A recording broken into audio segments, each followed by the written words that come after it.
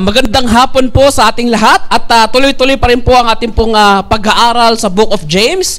At nandito na po tayo sa conclusion, mga kabsat, ng Book of James. Ayan, ako po ang nag-umpisa, kaya ako rin po ang tatapos. Ayan, dito po sa Book of James, mga kapatid, ang conclusion po ni Elder James sa kanyang pagkakasulat ay sa isang panalangin. At dito po sa kanyang pagkakasabi, mga kapatid, sinasabi po itong si Elder James, mga kabsat, that the conclusion is a prayer, mga kabsat. Kaya pinamagatan ko itong the pure and undefiled prayer. Dito po, mga kabsat, tinutukoy po ni Elder James sa kanya pong pagkakasulat na ito pong pagkakasabi niya, mga kabsat, na bakit ba yung isang tao ay nananalangin, mga kabsat? Abay, parang wala itong pinagkaiba kung bakit ang Diyos kinakausap niya ang tao. Diba? Hindi ba kayo nagtaka doon sa Hebrews chapter 1 verse 1? Ang sabi doon, ang Diyos kinausap niya ang tao, nakipag-usap sa tao. Ito yung tanong mga kabsat, alam niyo po, na yung isang panalangin ay parang isang phone call. Na ikaw ay tumatawag sa Diyos, mga kabsat.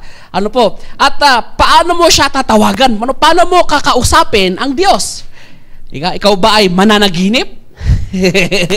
At kakausapin ka ng Diyos? Noon po yun, pwede. Pero ngayon, hindi na. Dito po, mga kabsat, sinasabi sa atin na yung pakikipag-usap natin sa Diyos is a form of a prayer. Hindi po yan na tatawagin mo.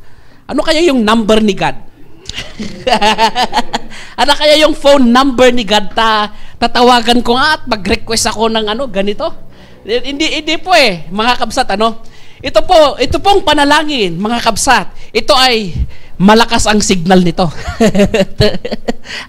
Hindi kagaya ng cellphone na pagka nasa underground ka na, mga kabsat, hindi na cannot be reached, o kaya yung sasabihin sorry, yung out of range yung tinatawagan mo. Hindi ba? Dito po, mga kabsat, yung isang dahilan kung bakit ang Diyos kinakausap niya ang tao at kung bakit yung tao tumatawag sa Diyos, sapagkat bakit? Bay, parang yung tanong natin kanina ay parang yung bakit mo kinakausap yung girlfriend mo? Yan, parang ganoon Hindi ba? Pero pag nag-away, diba, parang no pansin. Bala ka sa buhay mo. Diba? Parang gano'n pag nag-away, di ba, Uncle? Pagka nag-away, diba? Kumain ka mag-isa. Parang gano'n. Dito po, mga kapatid, sinasabi po ng ating Panginoon na kaya tayo gusto niyang kausapin sapagkat tayo ay mahal niya. Ito rin po yung isang dahilan kung bakit ang tao kumakausap sa Diyos sapagkat bakit mahal natin ang Diyos. Ito yung unang dahilan. Ay, yung pangalawang dahilan, mga kapatid, because the Bible says so. Bakit ba yung isang tao na nanalangin? Sapagkat ang sabi ng Bible, ikaw ay dapat manalangin, kabsat. So dito po, ang sabi po sa ating conclusion, sa pag-aaral natin sa Book of James, ang sabi niya, ang conclusion, mga kabsat, is a prayer. Hindi ba kayo nagtataka bakit si Elder James kinongclude niya yung Book of James sa isang panalangin? Halos wala silang pinagkaiba ni Apostle Paul. Halos yung mga ibang writings ni Apostle Paul, kinose din niya sa isang panalangin. Dito po, mga kabsat, makita po natin kung bakit yung conclusion ni Apostle Elder James ay isang panalangin. Sapagkat makita natin na lahat ng kanyang lesson, mga kabsat, ay mai-conclude natin in a prayer. Yung una natin pag-aaral sa chapter 1, sa chapter 2, chapter 3, chapter 4, and chapter 5, mga kabsat, hindi ba ipapanalangin natin lahat yon? Yung from chapter 1 hanggang doon sa chapter 5. Bakit? Hindi ba yung kinwento ni Elder James doon sa chapter 1? Ano ba yung ginagawa doon sa isang Kristiyano? Siya ay pinapatay, pine-persecute, at tinetempt ni Satanas. At yung sabi dyan, mga kabsat, na yung pinakauna mong gagawin at pinakahuli mong gagawin, di ba? First and last. Ang sabi niya sa isang panalangin. Ikaw ay mananalangin for protection, mga kabsat.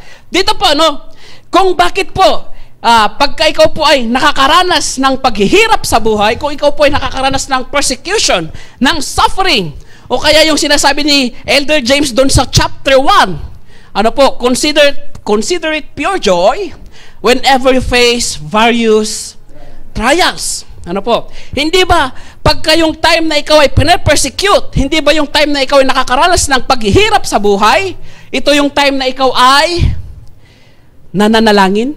Ano po? Hindi ba ito yung time, mga kabsat, na ikaw ay humihingi sa Diyos ng tulong? Kagaya po ng example natin na itong si Job. Naalala niyo po ba si Job? Ano yung kanyang unang ginawa nung namatay yung kanyang mga anak? Nawala lahat ng kanyang kayamanan. Lahat ng kanyang mga alaga, na yung mga calves, yung mga baka, ano nangyari? Lahat ay napeste. Ano po, talagang nothing, walang naiwan sa kanya, kung hindi yung buhay niya. At siya pa ay binigyan, mga kabsat, ng isang matinding karamdaman. At dito po, ang unang ginawa nitong si Job, anong ginawa niya? Siya ay nanalangin. At ang kanyang panalangin, ang sabi niya, Lord, thank you. Diba, parang talaga, nag-thank you si Job. Hindi ba? Sabi niya, Lord, thank you, sapagkat binigyan mo ako ng buhay. Ano po? At ang sabi niya, hubad ako na pinanganak sa mundo, hubad din akong babalik sa'yo. Yun ang kanyang panalangin. Ano po? And then, here comes yung kanyang asawa. Itong pangalan na, hindi binigyan ng pangalan, Sabi dito, you curse God sapagkat nakalimutan ka na ng Diyos. Ano po? Kinuha niya yung mga anak mo, namatay. Yung mga kayamanan mo, nawala. Yung lahat ng alaga mo na hayop, patay. Binigyan ka pa ng matinding karamdaman. Diba? So, ano gagawin mo? Nakalimutan ka na ng Diyos. I-curse mo na siya. Diba? Tumalikod ka na sa pananampalataya mo. And yet, anong sabi ni Job? Diba? Tatanggapin lang ba natin ay mga magaganda? Hindi ba natin tatanggapin yung mga pagsubok na dumarating sa buhay natin? And so Job, sabi niya doon sa pagkakabasa sa Job chapter 2, verse 9 hanggang doon sa verse 12, anong sabi niya? And so Job did not sin. Sapagkat bakit? Ano po? Ang sabi po sa ating lesson, mga kapatid, kinunclude ni Elder James yung kanyang sulat sa panalangin. Sapagkat bakit? Doon sa chapter 1, ano gagawin mo? Ikaw ay mananalangin. James chapter 1 verse 5, ang sabi doon, you ask wisdom. Sapagkat bakit? Meron ka problema Di ba? You ask yung sabi doon, help. Sapagkat bakit? Ang susolve nung ang makakasolve doon sa trials mo, ang sabi doon, ang Diyos. Ano po? Pagka meron kang temptation, anong gagawin mo? Ang sabi po ni Jesus Christ sa kanyang mga apostles, pray para hindi ka i-tempt ni Satanas. Ano po? Dito po, mga kabsat, sinasabi po nitong si Elder James na importante ang isang panalangin sa buhay ng isang Kristiyano. Ayan, dito po, mga kabsat, meron po akong ikikwento sa inyo. Meron daw po isang Kristiyano na kung saan gutom siya, hindi siguro nag-lunch, nag-lunch naman ako, hindi ako ito. Ibig sabihin, hindi ako yan. Ayan. Itong Kristiyano na ito, mga kabsat, tumitingin-tingin siya sa, naghahanap siya ng makakainan. Sapagkat siya ay gutom, anong ginawa niya? Hanap nga tayo ng restaurant dyan. At habang naglalakad siya, meron siyang nakita na isang Christian restaurant. Siguro sa Saudi ito, Bakit libre kain pag ikaw ay Kristiyano? Sapagkat yun ang nakalagay sa isang karatula, doon sa may labasan niya, sabi doon, if you are a Christian, free food. Wow! Wow! Sabi ko, meron kayang ganyan, sa Pilipinas, siguro wala magugutom sa atin, Dito po, mga kabsat, dahil isa siyang Kristiyano, sabi niya, free food? Totoo ba yan? Kain ako dyan. Tinanong niya yung waiter, totoo ba na Christian free food? Oo sir, kain ka. Diba? Tapos kumain nga siya. And then nag-order siya ng maraming pagkain. Siguro, ano ba yung paborito natin? Bulalo? O kaya yung crispy pata? Ayan. Ayan, parang yung buttered chicken. Ay, parang sa, ano to, favorite ko ba yan? Yeah, talagang ang dami niyang in-order, mga kapatid, ano? At dito, ano po, talagang busog na busog siya, ano? Actually, may mga naiwan pa, hindi niya maubos eh. So, sabi niya, dahil busog na siya, uwi na siya. Hindi ba? So, habang paalis na siya, mga kabsat, hinabol siya nung waiter. Ang sabi nung waiter sa kanya, "Sir, yung bayad mo, sir." May hinahanap siya. Hindi ba? Nakalagay dyan sa karatula eh, Christian, free food. Bakit mo ako sinisingil? Christian ako. Sabi niya, sabi nung waiter eh, "Tignan mo to, sir." Play yung ano, yung, kasi may CCTV camera, nakita siya doon, kumakain. So, pinakita doon, bago siya kumain, hindi siya nag-pray. Ayan, hindi nag-pray, kabsat. Tapos sabi nung waiter, "Oh, kita mo yan? Hindi ka nag-pray. So, magbayad ka, hindi ka Christian." Nagbayad siya, kabsat. Ayan. So, dito po, no? Ano po yung lesson natin dito? Ano po? Kinakailangan po yung panalangin sa buhay ng isang Kristiyano. Ang pagkakasabi po sa pagkakasulat ni Apostol Pablo sa kanyang pagkakabasa sa 1 Thessalonians chapter 5, verse 16 hanggang doon po sa verse 18. At ito po ang kanyang sinasabi. Ipabasa natin kung sino ang may Tagalog. Ayan, pabasa natin kay Brother Danel. 5:16 hanggang 18. Sige, hanggang 18. Ganito po ang sinasabi.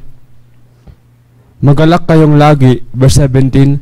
"Maging matyaga sa pananalangin," verse 18. "Ipagpasalamat ninyo sa pangalan ni Kristo Jesus ang lahat ng pangyayari sapagkat iyon ang ibig ng Diyos." Ayan, dito po, no? Sinasabi po dyan, tinutukoy nitong si Apostle Paul na ito ang ibig ng Diyos. Pray continually. Ano po? Or without ceasing sa ibang version, sa version ko, sa English Standard Version, continually. Ano po? Manalangin ka, mga kabsat, continually. Ano po? Ang sabi niya doon sa verse 18, give thanks. Paano yung panalangin mo? Ano ba yung ipagdadasal mo? Ang sabi doon sa verse 18, give thanks in all circumstances. Ano po ba ang ibig sabihin ng all circumstances? Kagaya po ng buhay ni Job. Binigyan siya ng isang problema nung ginawa niya. Sabi niya, "Lord, thank you." Ano po? In all circumstances, you have to give thanks. Magpasalamat ka in all circumstances. Hindi niya sinabi dito, magpasalamat ka kung ang ulam mo lechon. Pag ang ulam mo metal, huwag ka na magpasalamat. Alam niyo po ng metal? Yung po ang ulam namin nung estudyante ako eh. Metal bus ng kamote, metal bus ng sayote. Puro talbos po, mga kabsat. Ano? Hindi ba? Ang sabi po dito, in everything, give thanks. Ano po? Sa ibang version, ano po? In all circumstances. Sa madaling salita, whether ikaw man ay nakakaranas ng paghihirap, whether ikaw man ay healthy, whether ikaw man ay may sakit, whether ikaw man ay walang pera, walang makain, ang sabi po dito ng kanyang pagkakasulat, you pray continually and give thanks in everything. Ano po? In everything. Sa lahat, mga kabsat, whether good or bad. Ano po? Meron pong isang mama na nalangin siya. Sabi niya Lord, bigyan mo ko ng kailangan ko ng perseverance, Lord. Bigyan mo ko ng perseverance para matutunan ko kung paano mag-persevere. Ano po yung ginawa ng Diyos? Sinagot yung kanyang panalangin. Alam niyo po yung binigay sa kanya? Binigyan siya ng Diyos ng isang situation where he could learn how to persevere. Ano po, hindi po parang magic yan. Sabi mo, Lord, sana pasa ako na exam. Hindi ka na mag-review. Bukas, pasado ka na. Ganun ba yon? Hindi po, no? Pagka ikaw ay nanalangin at ang panalangin mo, Lord, bigyan mo ko ng ikandakti anus. Hindi ba? Diba? Bigyan mo ko ng perseverance. Ano po? ng pigsa. ng strength. Ano po? Hindi po yan automatic. Ching! Meron ka ng perseverance. Ano? Mahaba na yung pasensya mo. Hindi ba?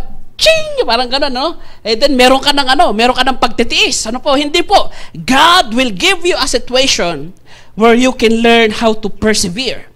Ano po? Where you can learn wisdom. Ano po? Anong nangyari? Humingi ka ng perseverance, binigyan ka ng trials. Ano po? Nung sinagot yung prayer mo, kabsat, hindi ka man lang nagpasalamat. You have to be careful in what you ask for. Sapagkat bakit? Abay, sabi po dito, mga kabsat, nanalangin siya, Lord, bigyan mo ko ng blessing, Lord. Sabi dun sa Matthew chapter 5, verse 11, hanggang dun sa verse 12, persecution is a blessing. Di so ano binigay sa kanya? Persecution. Tapos, ang sabi niya, Lord, bakit? Nagreklamo pa siya. Hindi man lang siya nagpasalamat. You have to give thanks in everything. You have to be careful in what you ask for. Humingi ka ng perseverance, ang binigay sa'yo, trials. Ano po? Bakit? Doon mo matututunan how to persevere. Ano po? Dito po mga kapatid, sinasabi po ni Apostle Paul, sinasabi po ni Elder James, tinuturuan niya tayo kung bakit kinakailangan ng isang tao manalangin. Yung isa pong dahilan, mga kapatid, sa kanyang pagkakabasa. Sa James chapter 5, verse 13, hanggang doon po sa verse 14. At ito po yung kanyang pagkakabasa. Pabasa natin kay brother 13 to 14. Is anyone among you in trouble? Let them pray. Is anyone happy? Let them sing songs of praise. Is anyone among you sick? Let them call the elders of the church to pray over them and anoint them with oil in the name of the Lord. Dito po mga kapatid, sinasabi po dito na yung healing, ang sabi niya, ikaw ba ay merong karamdaman? Anong gagawin mo? Let him pray. Kinakailangan niyang manalangin. Yung isang dahilan kung bakit po tayo nananalangin is because we are praying for healing. Siguro may sakit tayo, Siguro po, mga kabsat, ito po yung isang paraan ng Diyos para nang sa ganon, hindi tayo makalimot. Hindi niyo po ba napapansin na kung yung time na ikaw ay walang karamdaman, ikaw ay malakas, ano nangyari? Anong ginagawa ng mga tao sa panahon natin ngayon?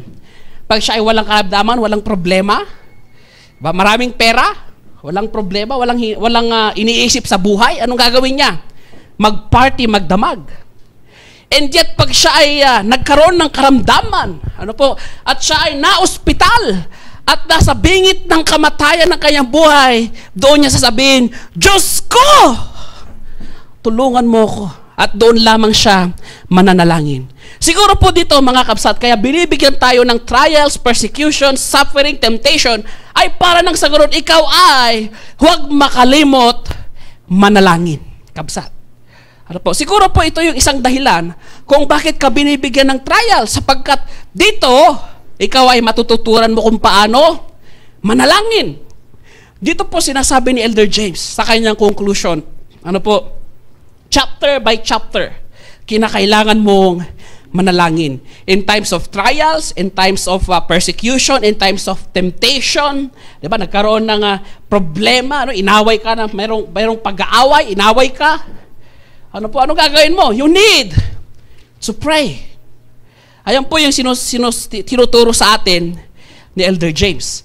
At ang sabi niya, mga kabsat, sa kanyang pagkakabasa sa Matthew chapter 5, verse 44 hanggang doon sa verse 46, anong gagawin mo pag meron kang trials? Mananalangin. Anong gagawin mo pag may nagpo-persecute sa'yo? Ang sabi ni Kristo, love your enemies and pray for those who persecute you. Hindi ba? So ito pala yung conclusion ni Elder James. Tinuro niya about yung trials, tinuro niya about yung temptation, tinuro niya about persecution. Tinuro niya about yung sinasabi natin na partiality, about faith. At dito siya babagsak, kinakailangan mong manalangin. Sapat ba yung pananampalataya lamang, mga kabsat? Hindi. Kinakailangan mo ng action. Kinakailangan mo ng isang panalangin, mga kabsat. Tinuturo po sa atin, ni Elder James kung bakit kinonect niya yung prayer for healing. Sapagkat ang sabi niya dito, mga kapatid, prayer is a good medicine. Ano po? Siguro po marami sa atin ang nagtataka, bakit sinabi ni Elder James, anoint him with oil? Ano po? Ano po ba yung tinutukoy dito na anointing? Ito ba yung sinasabi ni pastor na anointed ako? Hindi mo ako pwedeng questionin sapagkat ako ay isang anointed. Hindi po, mga kabsat. Hindi po lahat ng anointed ganon, mga kabsat. Si Kristo lang po yun. Dito po, sinasabi po dito, yung anointing of oil, yung purpose niya dito ay medicinal purposes. Ano po? Sapagkat bakit? Wala naman pong dolpinal nung araw. Wala naman pong, ano pa yung mga ano natin dyan, gamot natin. Wala naman pong, sabi no, laxative.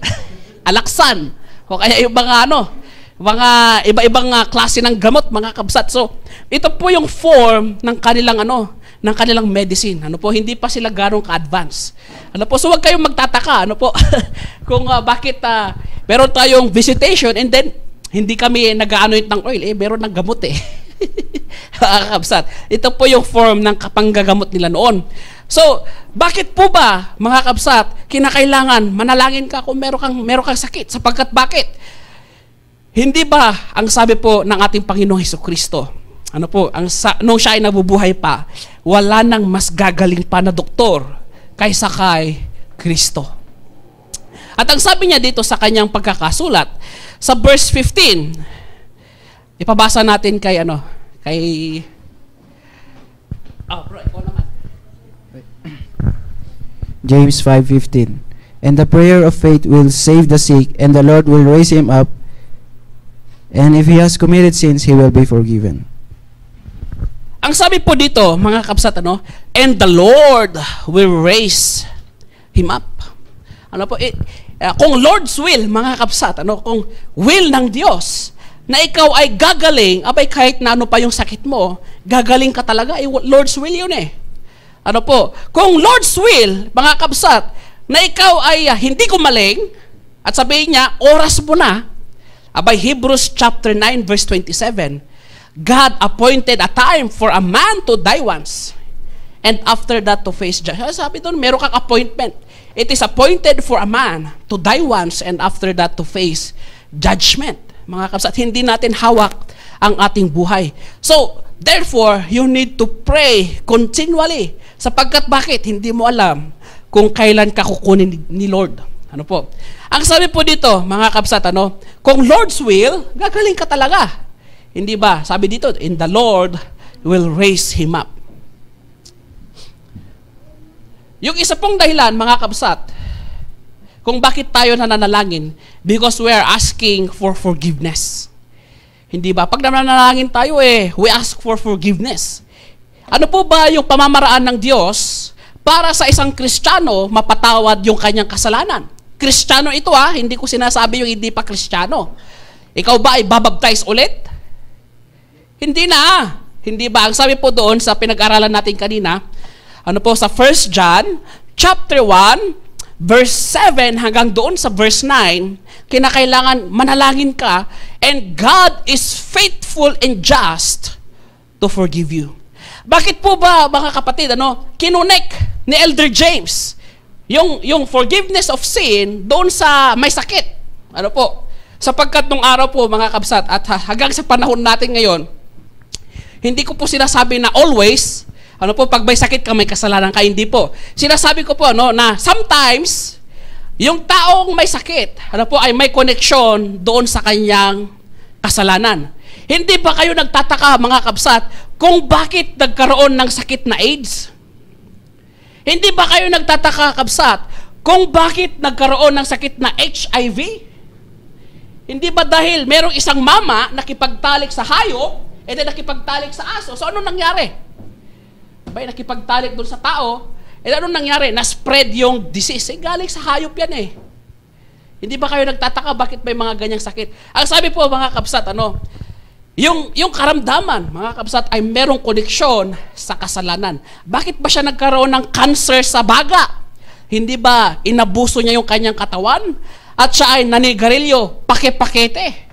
Hindi ba, hindi ba, kung bakit nagkaroon ng siya ay sakit sa, tawag doon, yung liver? Hindi ba dahil tinawag siya nung kanyang kaibigan at sabi niya, Tagay tayo bro, konti lang. Hanggang sa tumatagal mga kabsat, yung kanyang iniinom ay hindi lang pakunti-kunti. Kung hindi pakunti-kunti na mga kabsat. Kaya siya ay nagkasakit sa liver. Hindi ba? Kaya nga po sinabi po dito ni Elder James, ano po, you have to pray for forgiveness. Sapagkat bakit? Baka naman kasi inabuso mo yung katawan mo. Hindi ba? Ang sabi po dito, God, ano po, your body is the temple of the Holy Spirit. Ano po, at kung dinidestroy mo yung temple ng Holy Spirit, anong sabi doon? God will destroy you. Hindi ba? Ang sabi po dyan mga kapatid, ano, kung bakit inassociate ni Elder James yung kasalanan doon sa sakit, sapagkat sometimes merong connection yan. Hindi ko po sinasabi na lagi. Ano po, pag may headache, sasabihin mo na, may kasalanan ka kasi. Hindi po, ano? Hindi ko po sinasabi na always. Sometimes, merong connection yung kanyang karamdaman doon sa kanyang kasalanan. Ano po? O bakit siya nagkaroon ng mga diseases na kung ano-ano pa man? Wala naman yan noon. Isipin nyo po, meron bang AIDS noon? Ha? AIDS? Wala eh. Wala. Isipin nyo po mga kabsat, yung mga kung ano-anong sakit. Ano po? Transmittable diseases. According po sa survey mga kabsat, almost lahat ng sakit, transmittable doon sa sinasabi natin na pakikipagtalik. Almost lahat ng sakit natatransfer mga kabsat sa pakikipagtalik. Lalong-lalo na kung sino-sino. Ayan po yung sinasabi, lalo-lalo na yung kaya nga nagkaroon ng AIDS dahil doon eh. Di ba? So makita po natin may connection yung kanyang karamdaman doon sa kanyang sakit sometimes. Hindi ko po sinabi lahat. Pagka nagkasipon, sabi mo, may kasalanan ka. Sipon lang eh. Hinawaan mo. Ayan, sabi po dito, mga kabsat, sa kanyang pagtutuloy, sabi niya doon sa verse 15, we need to pray for one another. Hindi po niya sinabi niya, mga kabsat, mag-pray tayo, ibigay natin doon sa prayer warrior. Hindi po mga kabsat, Kaya kailangan lahat tayo ay marunong magdasal. Hindi mo pwedeng sabihin, Lord, bro, ikaw na lang manalangin para sa akin. Diba, ikaw na lang manalangin, ipag-pray mo na lang ako. Ang sabi po mga kabsat, we need to pray for one another. Kasama ka doon sa one another, mga kabsat. Hindi mo pwedeng sabihin, sila yun. Pag-pray nila ako. Hindi. We need to pray for one another. Sometimes, ito yung ugali ng tao. Mananalangin siya, diba? Bigyan mo ko dito, Lord. Bigyan mo ko niyan, Lord. And then, thank you, Lord. Amen.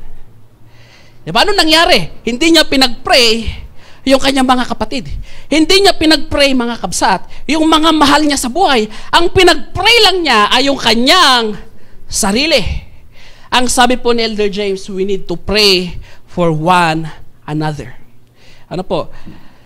Hindi niyo po ba alam, mga kabsat, na iyong isang panalangin is very powerful? Sapagkat ang sabi po dyan, an example, itong si Prophet Elijah. Anong sabi sa kanya? Ipabasa natin, yung kanyang pagkakasabi, doon po sa verse 16 hanggang doon sa verse 18. Ipapabasa natin kay, sino bang magbasa na? Ayun, si Franz. 5:18? Oo. 5:18. And he prayed again, and the heaven gave rain, and the earth brought forth her fruit. Sa 16 bro. 16. Confess your faults one to another, and pray one for another, that ye may be healed. The effectual fervent prayer of a righteous man availeth much. Elijah was a man subject to like passion as we are, and he prayed earnestly that it might not rain, and it rained not on the earth by the space of 3 years and 6 months.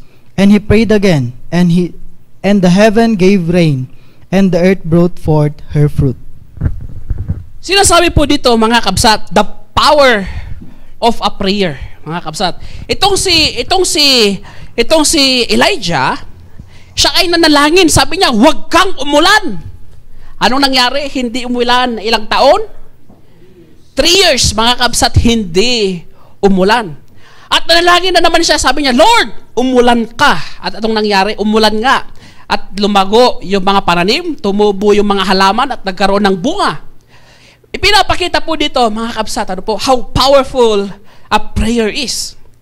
At tignan natin, bakit kaya yung panalangin ni Elijah ay nasasagot ng Diyos? Bakit kaya yung panalangin ko hanggang ngayon wala pa? Ano ba yung panalangin mo, bro? Girlfriend ba? Kotse? Ayan. Dito po, mga kabsat, siguro, yung isang dahilan kaya hanggang ngayon hindi pa nasasagot yung panalangin mo ay doon sa pagkakabasa, doon sa John chapter 9, verse 31. At ganito po ang kanyang pagkakasabi. Ito po ang kanyang pagkakasabi sa English Standard Version. Ako na po ang magbasa, para mapakinggan nyo yung boses ko na napakaganda. Ito po sabi niya sa verse 31. John 9:31. Sabi niya dito, we know that God does not listen to sinners, but if anyone is a worshiper of God and does His will, God listens to him. Sino daw po ang pinapakinggan ng Diyos? Worshippers of God at ano pa? Obedience, mga kabsat. Obedience. Ano po? Ang sabi po ni Jesus Christ, you call me Lord, Lord, and you do not do the things that I want you to do. Hindi ka naman umuobey sa Kanya, mga kapatid. Hingi ka ng hingi. Hindi ka naman sumusunod sa Kanyang mga pinag-uutos. Ano po? Ang sabi po ni Apostle John sa kanyang pagkakabasa sa 1 John chapter 5 verse 14. Ito po ang sabi niya. Siguro ito yung isang dahilan kung bakit yung panalangin mo hindi binibigay ng Diyos. Ang sabi dito sa verse 14. 1 John 5:14. Itong sabi niya, and this is the confidence that we have toward Him. And if we ask anything according to His will, anong mangyari? He will hear us. Ano po yung sabi doon? If you ask according to His will, anong mangyayari? Ibibigay niya. Ano po? Sapagkat meron pong pangyayari doon sa James chapter 4 verse 1 to 4, bakit yung mga mama ito nananalangin? Diba nananalangin ng wealth, nananalangin ng kotse, nananalangin ng pera? Sapagkat hindi ba para meron silang gamitin, panggastos sa kanilang layaw? Ito po yung sabi ng ating Panginoon Kaya hindi sinasagot yung panalangin mo sapagkat bakit? Not according to His will. Pabasa natin James chapter 4 verse 1 to 4. What causes fights and quarrels among you? Don't they come from your desires that battle within you? You desire but do not have, so you kill. You covet, but you cannot get what you want, so you quarrel and fight. You do not have, because you do not ask God. When you ask, you do not receive, because you ask with wrong motives, that you may spend what you get on your pleasures. Anong sabi doon? They ask and they do not receive because they ask with wrong motive. Ano po sabi doon? Kaya sila humihingi ay para meron silang gastusin doon sa kanilang layaw. Kaya siya humihingi ng kotse para meron siyang maipagmayabang sa kanyang mga dabarkads. Ano po? Ang sabi po dito, mga kabsat, siguro ito yung isang dahilan kung bakit yung panalangin mo hindi binibigay ng Diyos. Yung una, you are disobedient towards God. Yung pangalawa, not according to His will. You are asking things, na hindi according to His will, sapagkat alam niya, hindi ito makakabuti sa'yo. Kaya hindi niya binigay. Yung ibibigay niya, yung alam niya, mga kabsat, na makakabuti sa'yo. Sa kanya pong pagtatapos, mga kabsat, ang pagkakasabi po ni Elder James sa kanyang pagkakasulat,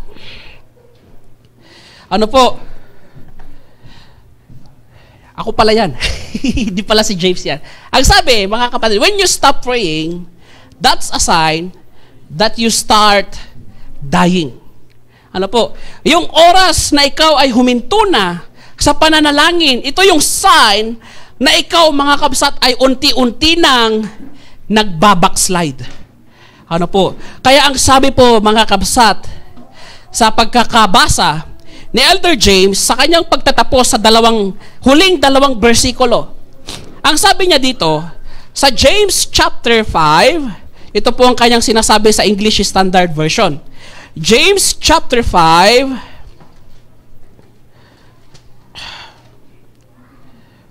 verse 19 and 20. My brothers, if anyone among you wanders from the truth, and someone bring him back, let him know that whoever brings back a sinner from his wandering will save his soul from death and will cover a multitude of sin. Bakit po ito sinasabi ni Elder James? Ano po?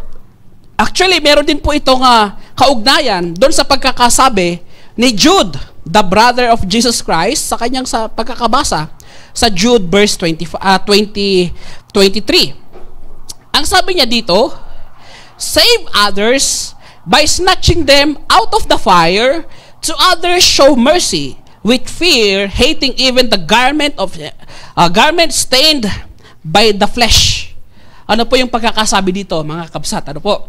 Sinasabi po ni Elder James na kung sakali man na merong tumalikod sa pananampalataya, anong gagawin mo? You have to restore him to the faith. Para nang sa ganun, mga kabsat, hindi siya tuluyan na mawala. Sinasabi po ni Elder James at ni Jude sa atin na tayo daw ay maging snatcher. Ano kaya di-snatch natin? Sabi doon, we are snatching others from the fire. At alam natin yung fire na tinutukoy dyan. Yan yung eternal fire. Ano po? Yung unquenchable fire. Dito po, mga kabsat, sinasabi po ni Elder James sa atin na kailangan, we restore them. Sapagkat bakit? Ano po ba yung nangyayari? Doon sa James chapter 1, sinabi niya doon, nagkakaroon ng yung isang Kristiyano, merong trials, persecution, merong temptation, at hindi mo maiwasan na ilan sa atin ay may stumble. Sapagkat bakit? Hindi niya kaya siguro yung trials, hindi niya kaya yung persecution. Siya ay nagpadala doon sa temptation. So, anong nangyari? Tumalikod sa pananampalataya. Anong gagawin mo? Hayaan mo lang? Ang sabi po dito, we should pray for one another. At ang sabi niya, we should restore him back. Ang kanya pong pagkakabasa sa Galatians chapter 6 verse 2. Pakibasa.